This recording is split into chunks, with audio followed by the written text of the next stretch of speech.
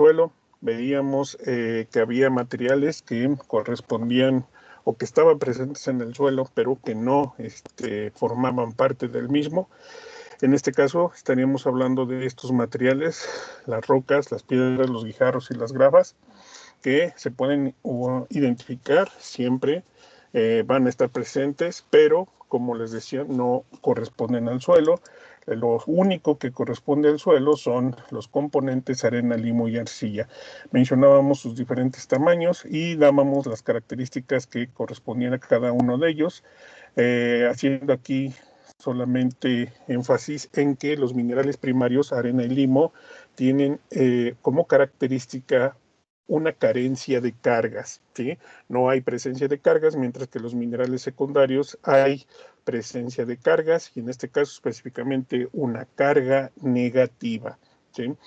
Hablábamos también que la composición del suelo iba a ser principalmente de componentes minerales, podemos notarlo ahí, pues está dominando con un 45%, después viene un componente orgánico, que hablábamos específicamente del humus, que es el 5%, y el agua y el aire iban a estar cambiando entre un 15 y un 35%. Con esto podríamos mencionar entonces que el suelo se puede considerar un componente trifásico, pues se puede en él observar una fase sólida, una fase líquida y una fase gaseosa. En este sentido, hacíamos referencia ya más directamente a lo que es el comportamiento del suelo, pero específicamente dentro de lo que es la fase sólida. Y dentro de esta fase sólida, nosotros podemos darnos cuenta que existen características muy importantes que dan como hecho el poder o la necesidad de tener que estudiarlo.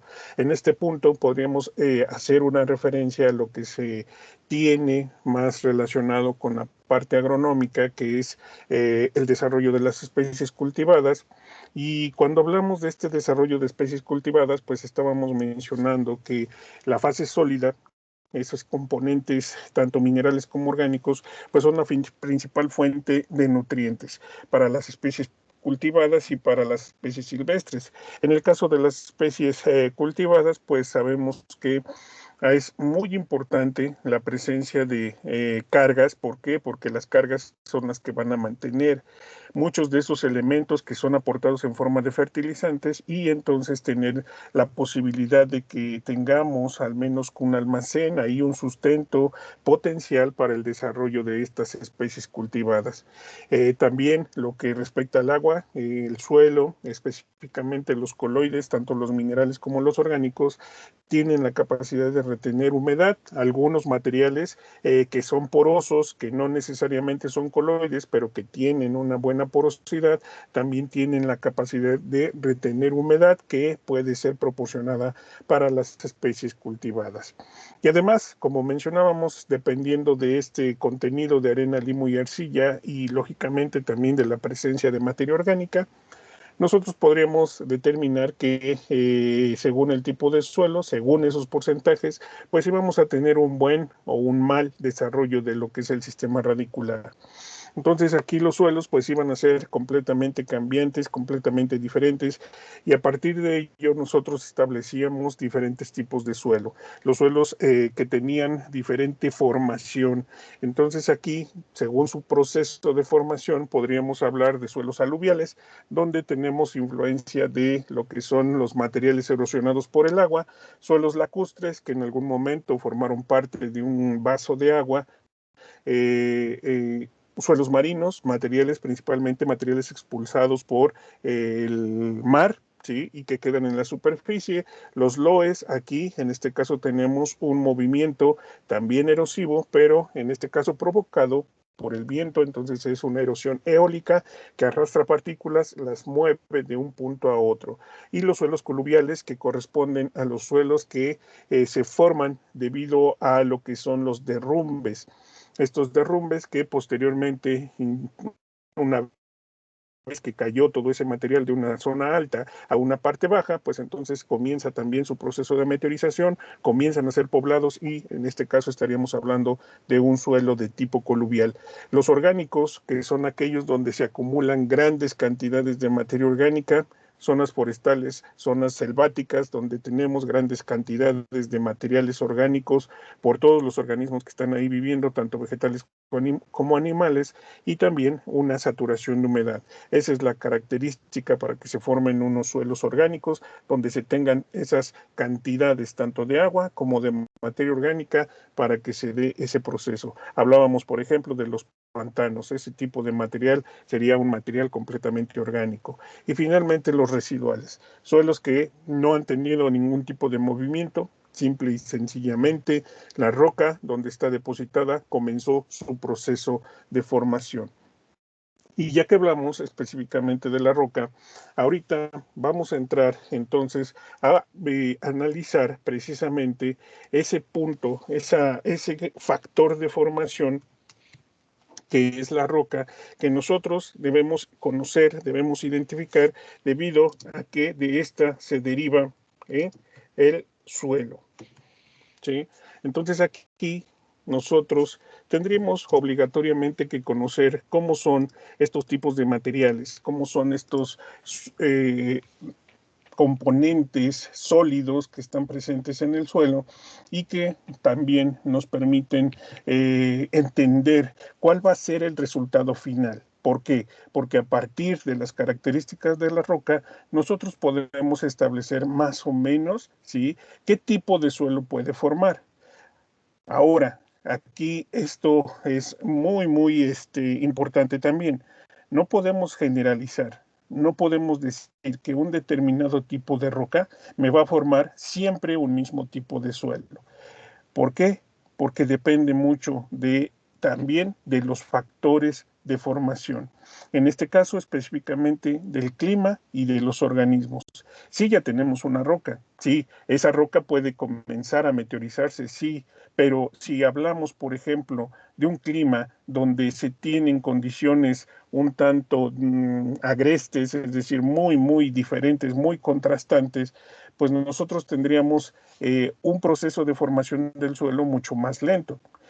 ¿A qué me refiero con agrestes? Que nosotros no tengamos suficiente precipitación, que a lo mejor las temperaturas sean bastante contrastantes durante el día y durante la noche. Entonces aquí nosotros tendríamos condiciones climáticas, por ejemplo, nada favorables para que el proceso de formación se dé de manera adecuada y rápida. Entonces tendríamos un proceso de formación más lento.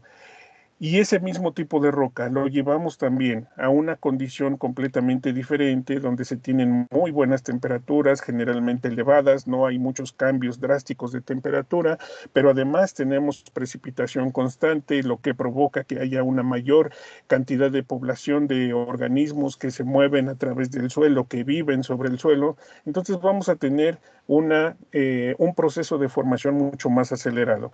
Y esos simples cambios de clima, ya no estoy hablando más específicamente de organismos, pueden modificar lo que es este proceso de formación del suelo, a pesar de que estemos hablando de un mismo tipo de roca.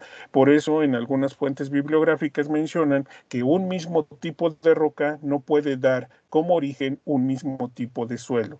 Esto depende del ambiente en el que se esté realizando el proceso de meteorización. Entonces, vamos a dar entrada ahora a lo que son a lo que es el conocimiento de los diferentes materiales que nosotros encontramos en la superficie terrestre, que, insisto, como lo veíamos anteriormente, todavía o ya no consideramos como suelo, pero que a partir de esos materiales, esos fragmentos de roca o las rocas como tal, se va a dar el proceso de formación del suelo. De ahí viene la formación o el suelo como tal. Entonces, nosotros vamos a tener en primer lugar que identificar algunas características de nuestro planeta. No nos vamos a adentrar mucho, no somos geólogos, no estamos metiéndonos ya en lo que es el estudio y entender en qué se trata el núcleo, de qué se trata el manto. A que lo que a nosotros nos interesa es simplemente qué sucede en esa costra tan superficial que nosotros llamamos corteza terrestre. ¿Sí? Entonces, simplemente para que nosotros nos demos una idea, pues nuestro planeta, y también debemos considerar, no estoy hablando de todas las capas, estoy generalizando, ya alguno de ustedes a lo mejor tendrá conocimiento que hay más capas, yo solamente me voy a las que más nos importan simplemente por conocimiento. Entonces, aquí nosotros vamos a tener que nuestro planeta tiene un núcleo. Este núcleo generalmente está, bueno, se considera, ¿sí? Según los estudios, se considera que tiene una condición líquida y parte también es sólida. Este núcleo se va a encontrar aproximadamente a una profundidad de 6.378 kilómetros, ¿sí? Y sus principales componentes, los elementos que están en mayor abundancia, son el hierro, el níquel, el azufre y el oxígeno. Esta es la composición, insisto, principal, no estoy diciendo que sea toda, debe haber más, pero son los elementos que más abundan dentro de lo que es ese núcleo. Después tenemos al manto. El manto va a tener una profundidad de aproximadamente 2.900 kilómetros. Aquí la condición ya cambia. En el caso del núcleo hablábamos de una condición sólida y líquida al mismo tiempo, pero en el caso del manto, aquí ya estamos hablando de un material un tanto plástico. Aquí nosotros estamos hablando que aún se mantienen temperaturas bastante elevadas, ¿sí? Y este manto es el que permite el movimiento de lo que es esa costra superficial, esa costra en la que nosotros estamos viviendo, ¿sí? Sabemos que muchos de los continentes están divididos por lo que son las diferentes placas tectónicas. Esas placas tectónicas entonces saben que cuando nosotros tenemos un sismo, pues generalmente es provocado por ese movimiento, por el movimiento de las placas tectónicas. ¿Por qué digo generalmente? Porque a lo mejor podemos tener actividad volcánica y esta actividad volcánica también puede generar sismos, pero comúnmente podemos hablar de que es un movimiento de placas tectónicas. Nosotros podemos, creo que hemos vivido algunos eventos de sismos y nos mencionan siempre el epicentro y esos epicentros coinciden exactamente con las fallas que se pueden tener dentro de lo que son las diferentes placas tectónicas. Entonces, estas placas tectónicas tienen una profundidad aproximada de entre 55 y 60 kilómetros. Su principal formación son las rocas ígneas, pero también podemos encontrar rocas sedimentarias, rocas metamórficas. ¿Sí? Entonces esa sería la composición, esos serían los tipos de materiales que dan origen, ¿sí? A esa costra, insisto, superficial que nosotros llamamos corteza terrestre. Entonces, todos estos materiales, insisto, son los que van a dar origen o los que dieron, más bien dieron origen. ¿Por qué? Porque ahorita ya los conocemos, ya los manejamos, ya los manipulamos y aprovechamos entonces a todos esos suelos que se originaron a partir de estas rocas que mencionamos, ígneas, sedimentarias y metamórficas. Y son precisamente estas rocas las que vamos a conocer el día de hoy, o al menos una parte. Entonces, aquí nosotros debemos observar que cada una de las capas de la corteza terrestre, de la corteza, bueno, sí, de la corteza y del planeta en general, pues van a tener diferentes elementos que las pueden formar, que las van a componer. Y aquí nosotros podemos observar los diferentes componentes, ¿sí? Aquí podemos hablar de lo que son los elementos que se encuentran alrededor del núcleo, ¿sí? Lo que se conoce como la siderósfera. En este caso, nosotros podemos notar que los elementos que más abundan en esa siderósfera es el hierro, el níquel y el cobalto. Y ya después vienen el resto que están ahí establecidos. Son los elementos más abundantes. Nada más estoy mencionando los más abundantes. Después vienen toda esa lista de elementos. Por eso les decía, cuando hablábamos del núcleo, no son los únicos, hay más, pero solamente estamos haciendo referencia a los más abundantes. En este caso también estoy haciendo referencia que lo que más abunda es el hierro, el níquel y el cobalto. Hay una capa también interna, ya dentro de lo que es la corteza terrestre, dentro de la corteza terrestre, que nosotros la vamos a conocer como la capa de óxidos. En esa capa de óxidos, ¿sí? Y esa capa de óxidos que se denomina como tal debido a que abundan elementos como el azufre, el selenio y el telurio. Estos son los tres elementos principales. Ya después vienen otros. Nuevamente pueden observar ahí en cuarto lugar tenemos al hierro y nuevamente el níquel. Son de los elementos que más van a abundar en la Tierra. Estos elementos se les conoce entonces como elementos calcófilos. Los elementos calcófilos, entonces, recuerden, son los que se encuentran en la capa de óxidos dentro de la corteza terrestre. Y ya en la superficie, ya en lo que nosotros ya conocemos en la parte superficial, vamos a encontrar a los elementos litófilos. Su nombre lo dice, litos, roca. Entonces son los principales elementos que están componiendo o que forman parte de las rocas que están en la superficie terrestre o ligeramente profundas. Y aquí podemos observar que la situación cambia también. ¿Por qué? Porque nosotros observamos que los tres principales elementos o los tres elementos más abundantes ahora son el oxígeno, el silicio y el hierro. Y ya después vendrán una serie de elementos más que componen a estos minerales que se encuentran en la superficie terrestre. También es conveniente mencionar que existen otros elementos que a lo mejor ustedes dirán, pero pues estamos estudiando el suelo, pero también son de gran importancia. ¿Por qué? Porque de ellos se toman algunos de esos elementos que son también esenciales para el desarrollo de las especies vegetales. Y hablamos específicamente del más importante y del que más requiere un cultivo, que es el nitrógeno.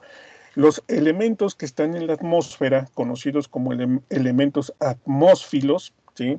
Son aquellos que entonces que nosotros estamos en este momento respirando y que están dominados o están con la mayor presencia de nitrógeno, le sigue el oxígeno y en tercer lugar se encuentra el helio. El nitrógeno es el que más ocupa espacio dentro de lo que es esta atmósfera que respiramos, es un 78, incluso se menciona en algunas fuentes que es el 80% de la atmósfera que respiramos es nitrógeno. Ya posteriormente viene el contenido de oxígeno y al final viene el helio.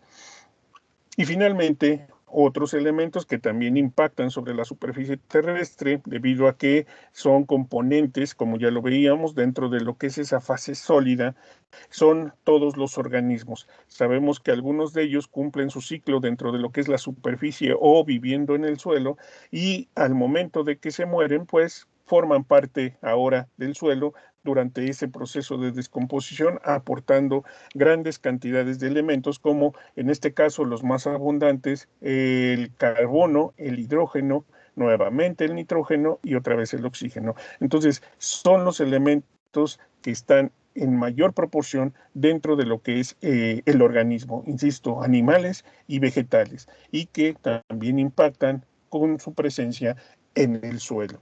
Esos serían entonces los diferentes tipos de materiales que podemos encontrar, perdón, los diferentes elementos que podemos encontrar según la capa en la que nosotros queramos estudiar.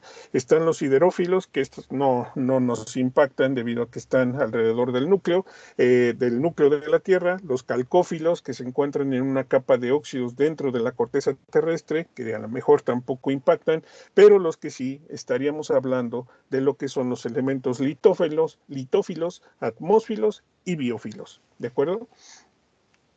No sé si tengan algún comentario, alguna duda.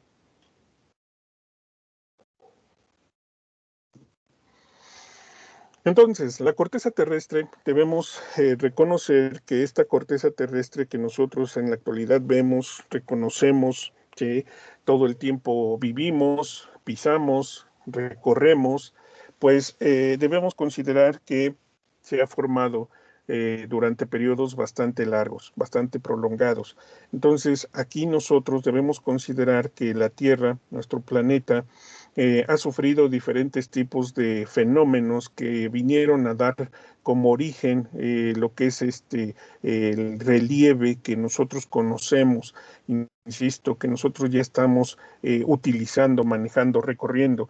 Entonces aquí podemos considerar que existen tres puntos importantes que dan origen a todos estos estas formaciones, tanto planicies, montañas, sierras, cerros, que se tienen en la actualidad, es gracias a todos estos fenómenos que han ocurrido. Y en primer lugar tendríamos los movimientos. Dentro de estos movimientos nosotros tenemos que lo que se está moviendo es, como lo mencionaba hace un momento, se mueven las placas tectónicas, ¿sí?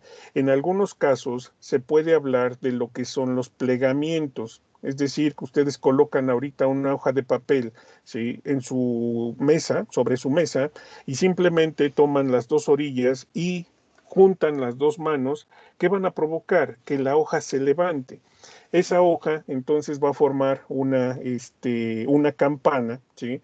Que nos va a dar como ejemplo lo que ocurrió exactamente en la Tierra. Entonces, ese movimiento de placas tectónicas, esos choques que se van teniendo de manera constante en esas primeras épocas, en esos primeros indicios del desarrollo de vida en nuestro planeta, se dio con ese tipo de movimientos. Y ese tipo de movimientos provoca comúnmente que muchas de las rocas que ya están presentes, que a lo mejor tienen tamaños realmente inmensos, pero que debido a esos movimientos, a esos choques con otras placas tectónicas, pues van a provocar que esos materiales se vayan rompiendo, que se vayan cambiando de tamaño, disminuyendo lógicamente para que comience su proceso o que su proceso de meteorización sea mucho más rápido.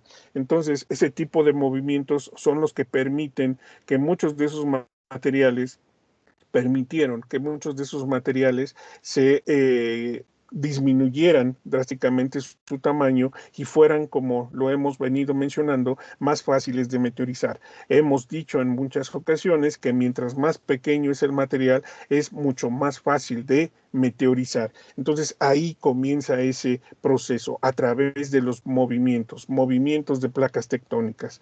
Ahora, no solamente las placas tectónicas tienen movimiento o tienen un efecto sobre la superficie de la Tierra, también lo van a tener los volcanes.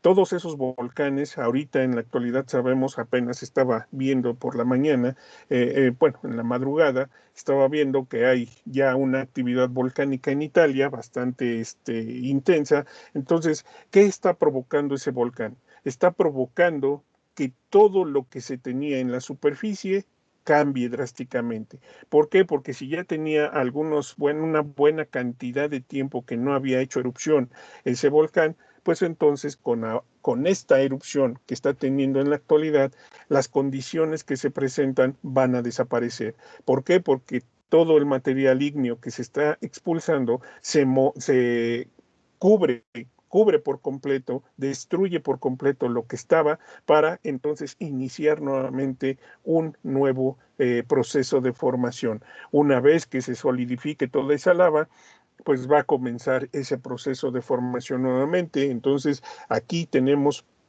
lo que podría ser el inicio de la formación del suelo con una actividad volcánica. Entonces, todos estos materiales que se van moviendo, ustedes saben que la lava tiene temperaturas bastante elevadas y conforme va circulando en la superficie terrestre, sabemos que el orgánico es más que lógico, inmediatamente se va a quemar, ya no va a estar presente, pero también debemos considerar que mucho del material que está presente en el suelo, rocas, pueden fundirse inmediatamente o no fundirse completamente y contaminarse con la lava que está circulando. Y esto va a dar origen entonces a materiales que son completamente diferentes, simple y sencillamente porque el material incandescente que va circulando, pues provocó que hubiera una modificación en una roca existente, ¿sí?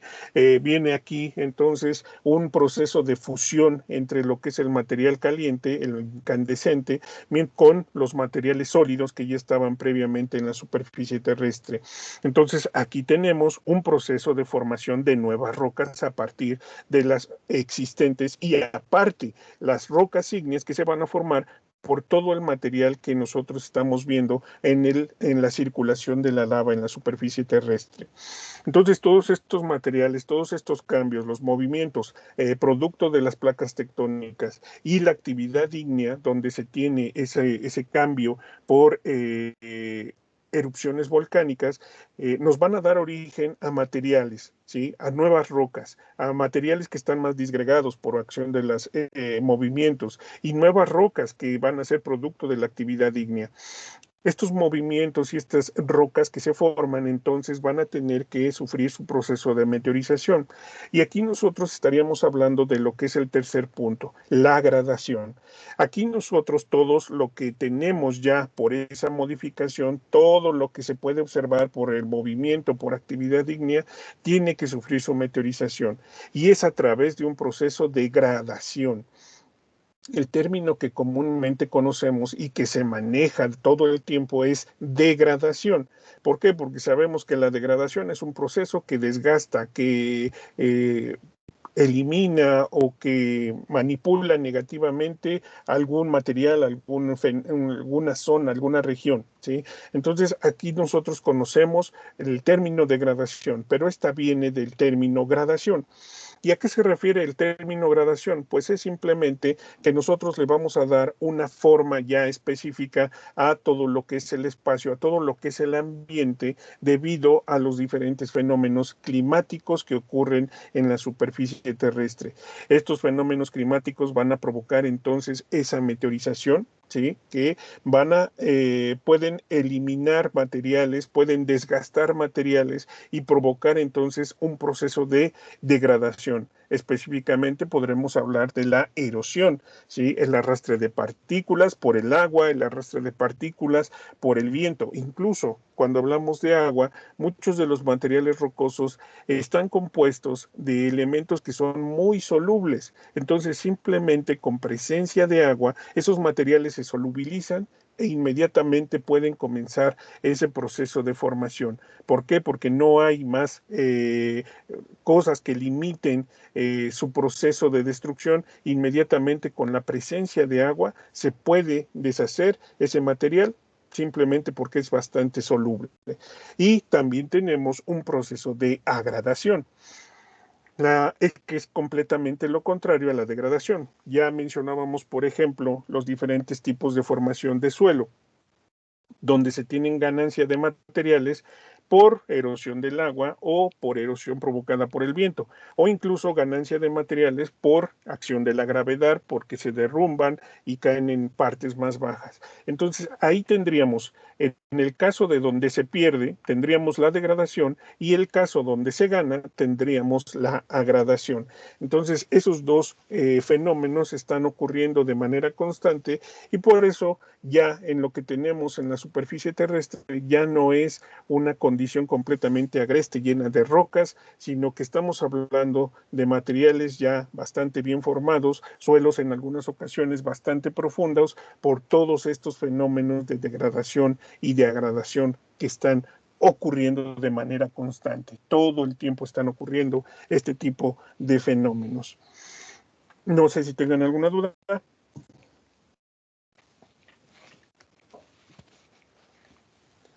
¿Sí están despiertos? Sí, aquí estamos bien. Sí, profe. Okay. Después, las rocas, una vez que ya nos dimos cuenta de todo esto, pues entonces tenemos a las rocas. Ya entraríamos directamente a lo que es esto de las rocas. ¿Cómo se define a la roca? La roca es un agregado o agregados de dos o más minerales. En muchas ocasiones podemos también encontrar, bueno, no en muchas ocasiones, más bien en raras ocasiones, es un poquito complicado, pero podemos encontrar rocas de un solo mineral, ¿sí? Pero la mayoría de las ocasiones estamos hablando de dos o más minerales. Sí es muy importante aclarar esto, porque podríamos decir o encontrarnos con alguien que nos diga, no, pues esta es una roca y nada más tiene un mineral, ¿no? Entonces, no, pues a mí mi definición me dijeron que eran dos o más. Si no tienen dos, no es una roca. Hay excepciones, es muy complicado, pero sí se pueden encontrar rocas que son o que están formadas de un solo mineral.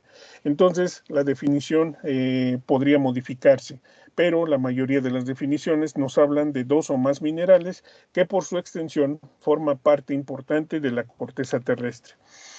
Nosotros vamos a conocerlas o a identificarlas por rocas ígneas, sedimentarias y metamórficas. Entonces, este tipo de materiales son los que más predominan en la corteza terrestre y la más abundante es la roca ígnea.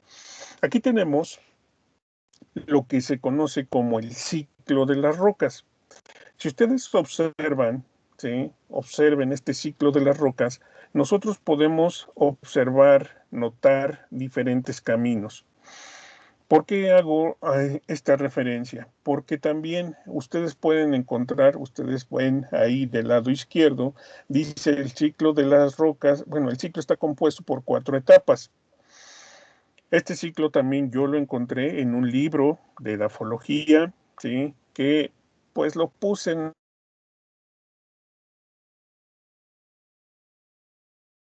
ese toma de libros. Parece que me desconecté. O alguien intentó hablar. Perdón, ¿si me escuchan? Sí, profe. Yo no, profesor, como que cortadito se escucha. Es que ahorita me desconecté, pero parece que ya volvió a la normalidad. ¿Ya me escuchan bien? Sí, profe, sí se escucha bien. Sí. Ok, gracias. Entonces, les decía, podemos observar que la información que podemos encontrar en los libros, pues no siempre es tan creíble. Como les decía, lo que dice, lo que está escrito del lado izquierdo, fue obtenido también de un libro de edafología, donde se habla de que el ciclo de las rocas tiene esas 4 etapas, y si se dan cuenta es una información bastante simple, que no tiene nada que ver con el diagrama que se está mostrando del lado derecho.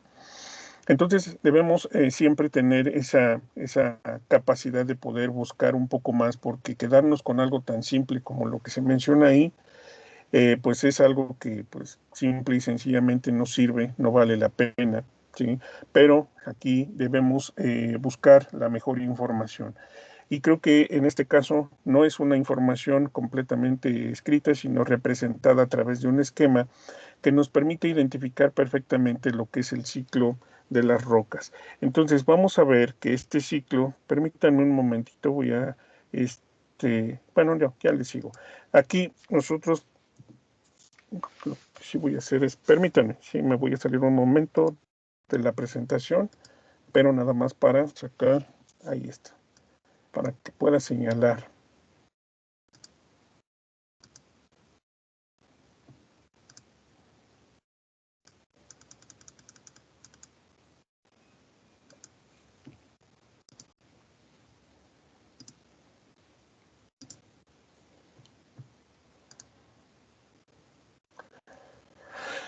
Ahora sí.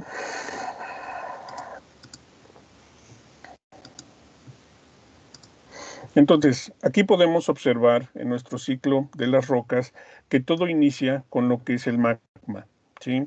El magma, ustedes saben que el magma es todo ese material que tiene temperaturas sumamente elevadas y que se encuentran dentro de lo que es el volcán o el también llamado cono volcánico. Entonces, todo ese material, todo ese magma, pues puede salir también expulsado. Y también recordemos que una vez que este magma sale expulsado, ya no se le llama magma, se le llama ahora lava. Entonces aquí únicamente hay que hacer esa acotación. No estamos únicamente hablando del magma. Esto no significa que únicamente el magma forme lo que son las rocas magmáticas, que en este caso también tendríamos que modificar el nombre, que porque tendríamos que llamarlo como rocas ígneas. Entonces, el enfriamiento del magma y de la lava me va a dar origen a lo que serían las rocas ígneas, ¿sí? Que aquí están representados por el término magmáticas. Estas rocas ígneas, una vez que se solidificaron, que se enfrió el magma o se enfrió la lava, puede tomar 2 caminos. Aquí podemos notarlo, ¿sí? Estos 2 caminos nos van a llevar, por lógica, también a la formación de 2 tipos de roca diferentes. Aquí podemos notar que el primer camino es que simple y sencillamente esta roca metamórfica se encuentre nuevamente con un material incandescente, es decir, nuevamente lava o nuevamente magma, y esta roca que ya estaba solidificada sufra este proceso de metamorfismo. ¿Qué sucede? Que simple y sencillamente esta roca ya preexistente se mezcló con un poco de magma o de lava y se formó una roca completamente diferente. Entonces, como ya hay una mezcla de materiales diferentes, se va a formar como consecuencia una roca metamórfica. Aquí no hay fenómenos como los que ocurrirían en el caso de la roca sedimentaria. Pero esta roca sedimentaria, perdón, esta roca metamórfica que ya se formó debido a este proceso de metamorfismo, puede formar también o puede dar origen a otro tipo de material. Si ustedes se dan cuenta, esta roca, a través de los procesos de meteorización que van a ocurrir, puede ir disminuyendo gradualmente de tamaño y provocarse entonces un proceso de erosión. Este proceso de erosión, no es más que un transporte de esas partículas que han disminuido su tamaño, van a acumularse en algún lugar y se van a presentar como material suelto. Aquí están viendo que dice rocas sedimentarias no consolidadas. Estamos hablando simple y sencillamente de material suelto, del tamaño de tipo grava, de tipo gravilla, ¿sí? Todos esos materiales que aún están sueltos, que no pueden considerarse como nuevas rocas. Pero, insisto, simple y sencillamente se encuentran acumuladas. Aquí, esta acumulación puede sufrir un proceso de diagénesis. ¿A qué se refiere la diagénesis? Se refiere a un proceso de cementación. Por algún factor, por algún componente, este material suelto que tenemos aquí de material no consolidado se puede cementar y formar entonces un material completamente nuevo, que estaríamos hablando de lo que es una roca sedimentaria. ¿Por qué sedimentaria? Porque se formó de sedimentos, de restos de otras rocas que se fueron acumulando en algún punto, pues se vino un proceso de cementación y aparecieron entonces estas rocas sedimentarias.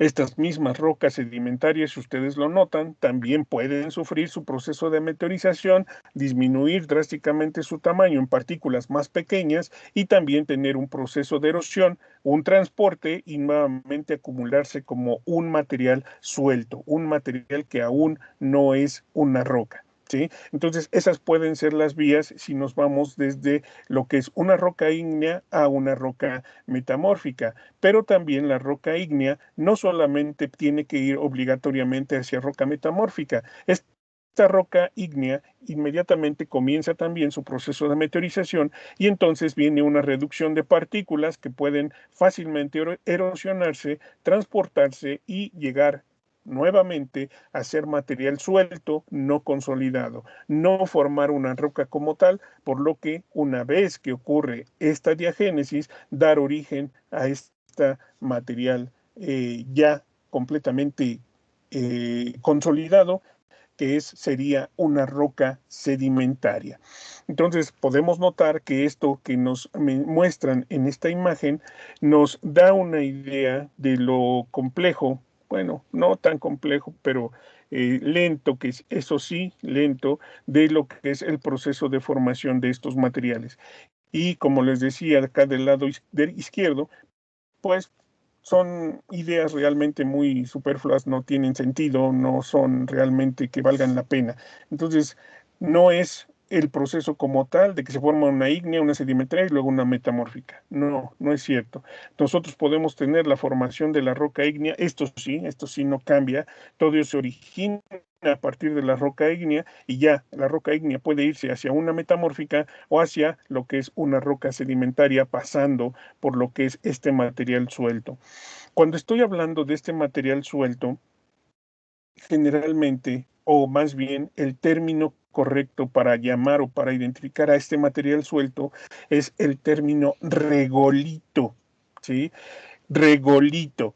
¿Qué es el regolito? Pues todo ese material de diferentes tamaños, producto de la destrucción de cualquier tipo de roca. Ustedes pueden ver, la metamórfica puede formar regolito, la sedimentaria puede formar regolito y la magmática o ígnea puede formar también regolito.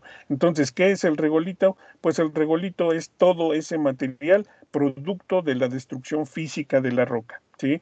Si ustedes ven una acumulación, por ejemplo, de grava, técnicamente sería una acumulación o un regolito, ¿sí? Que son materiales simple y sencillamente de tamaño mucho más pequeño, pero que son producto de la destrucción de una roca de mayor tamaño. ¿De acuerdo? ¿Dudas? Creo que no, ¿verdad? Entonces, ya una vez viendo este ciclo de las rocas, pues vamos entonces a ver lo que es cada una de las características de estas rocas. Y comenzaríamos con lo que son las rocas ígneas. Las rocas ígneas son las rocas que más abundan en la corteza terrestre, ya les había comentado. Estas se van a formar, se pueden formar a partir del magma, ¿sí? Que se enfría dentro de lo que es la corteza terrestre a profundidades de entre 25 y 200 kilómetros. Este magma entonces también puede salir expulsado, convertirse en lava, y en lava, la lava, al estar en la superficie, al tener el impacto de todos los factores climáticos, pues también me va a dar origen y de manera mucho más rápida a materiales rocosos. Si nos damos cuenta, podemos entonces tener dos tipos de enfriamiento. Si nosotros hablamos de que el magma se va a enfriar dentro de la corteza terrestre, estaríamos hablando entonces de un proceso de enfriamiento bastante lento. ¿Por qué? Porque pues ahí no hay viento, ¿sí? No hay agua que puedan provocar que se acelere ese proceso de enfriamiento. Pero en el caso de la lava, en este caso sí tenemos un enfriamiento bastante acelerado, por lo que cambian las características de las rocas. Por eso podemos decir que la velocidad de enfriamiento tiene como resultado un cambio en el aspecto físico de estos materiales. Entonces, podemos clasificar diferentes materiales rocosos a partir de esta característica. Y tenemos, en primer lugar, la estructura fanerítica. Aquí ustedes pueden observar, ¿sí? Déjenme ver si no se cierra.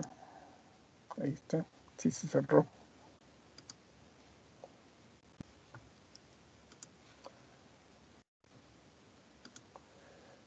Ahí está. La estructura fanerítica, hice un poquito más grande la ventana. Ustedes pueden notar que a pesar de que es una imagen un poquito de baja resolución, se pueden observar perfectamente los gránulos, ¿sí? Que están conformando a este material. Cuando tenemos una estructura fanerítica, estamos diciendo entonces que el proceso de enfriamiento es realmente muy lento. Debido a que es un enfriamiento lento, se da la posibilidad de que se formen cristales de muy buen tamaño, ¿sí? Cristales que pueden ser observados con mucha facilidad. E insisto, aquí ustedes están notando en esta roca que existen cristales que están de manera completamente desordenada, ¿sí? Pero que son visibles. Y este desorden, ¿sí? Cuando ustedes encuentren una roca y vean que tiene muchos cristales, muchos materiales visibles y completamente desordenados, que se les denomina caóticos, entonces estamos hablando de una roca ígnea. Porque si los cristales están bien formados, bien ordenados, entonces estamos hablando de otro tipo de roca. Esta sería una característica de las rocas ígneas.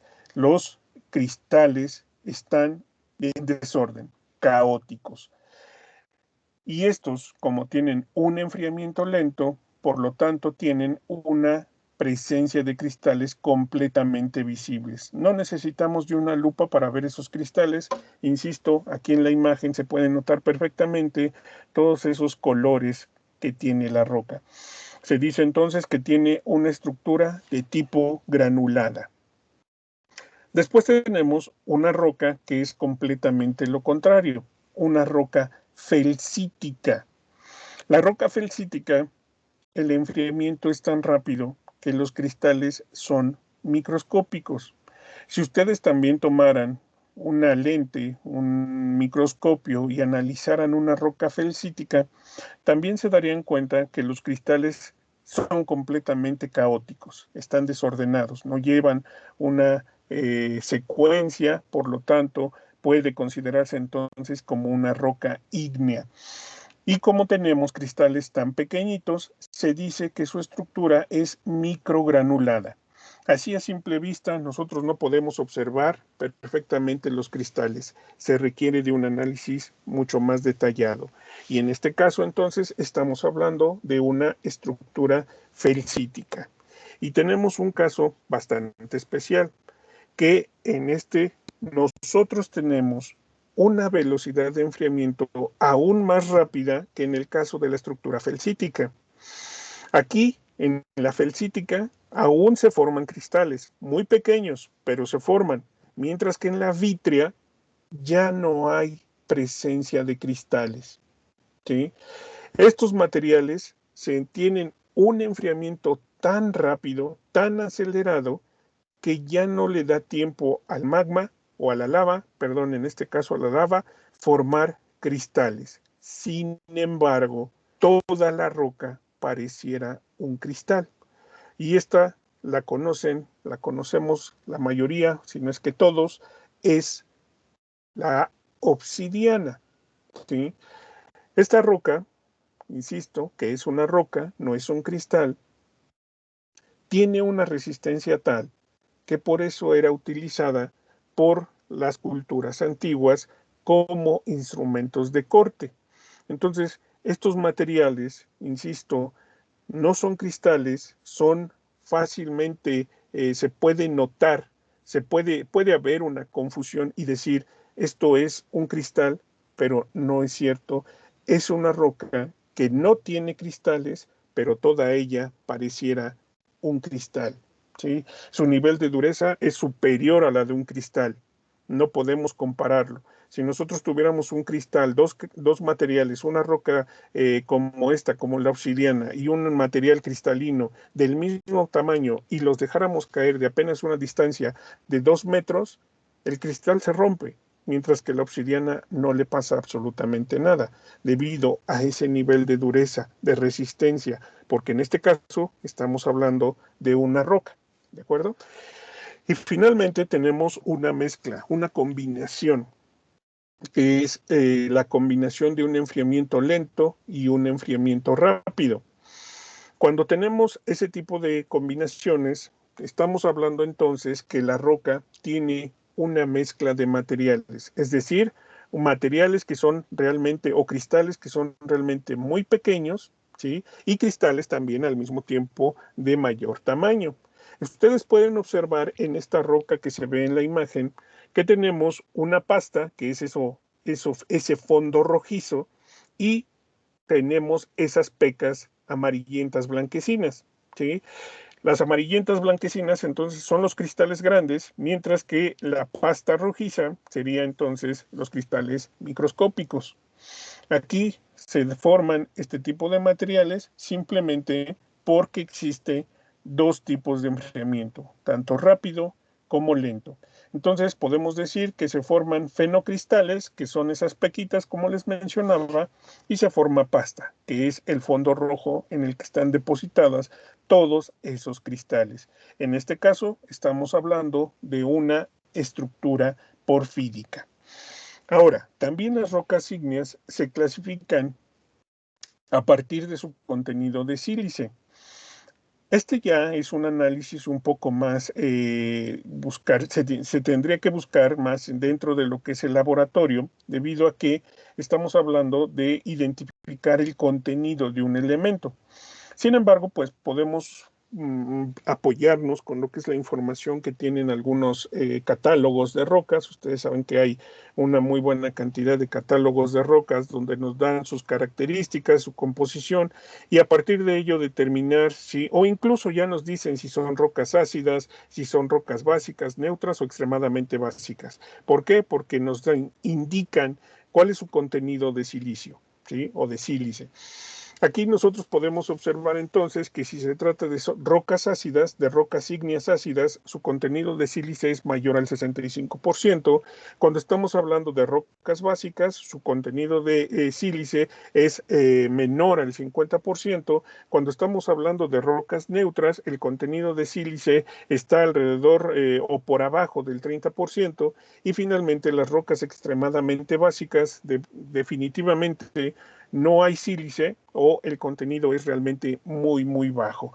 De esta manera nosotros podemos clasificarlo, insisto, a partir de lo que es el contenido de sílice. Tenemos las rocas ácidas o silícicas y las básicas o subsilícicas, que generalmente existe esta división como tal, silícicas o subsilícicas. Ya las otras dos, si nosotros ya nos ponemos muy exigentes, pues ya las podríamos clasificar como neutras cuando tienen menos del 30% y extremadamente básicas cuando hay el contenido tan bajo o definitivamente ausente. ¿Sí? Si ustedes recuerdan, cuando hablábamos de los elementos litófilos, uno de los elementos más abundantes es el silicio. ¿Por qué? Porque el silicio es el que está más presente dentro de las rocas ígneas, aunque podemos darnos cuenta que existen rocas ígneas que no tienen, que pueden no tener, no presentar ninguna cantidad de sílice. Ahora, las rocas, como ya hemos visto, específicamente las plutónicas o magmáticas, se van a dividir también en tres grupos. En profundas o plutónicas, las que se enfrían dentro de la corteza terrestre, y las efusivas o eruptivas, las que se forman en la superficie terrestre. Pero también tenemos las rocas intermedias, que se consideran como rocas filonianas, donde el proceso de enfriamiento puede estar combinándose entre rápido y lento. Entonces serían profundas, eruptivas y filonianas. Y a partir de estas características podemos identificar también que se relaciona con lo primero que veíamos, ligeramente, si no es más semejante, igual, lo que vamos a observar. Por ejemplo, las plutónicas, las que tienen un enfriamiento lento. Observen esta roca que tenemos aquí y ahora observen la que veíamos como fanerítica. Las características son semejantes, si no es que iguales. ¿Por qué? Porque el enfriamiento, como estamos hablando de rocas que se enfrían en el interior de la corteza terrestre, pues podemos notar entonces que tienen una muy buena cantidad de cristales completamente visibles. Y nuevamente se hace referencia a que no hay un orden. Son cristales caóticos, pero además nos indican que estos materiales son sumamente compactos. A pesar de que los cristales no tienen una composición ordenada, no dejan o no dan oportunidad a la presencia de poros o de huecos entre ellas, por lo que se considera que son materiales sumamente compactos. Como característica se tiene que este tipo de rocas son muy difíciles de meteorizar.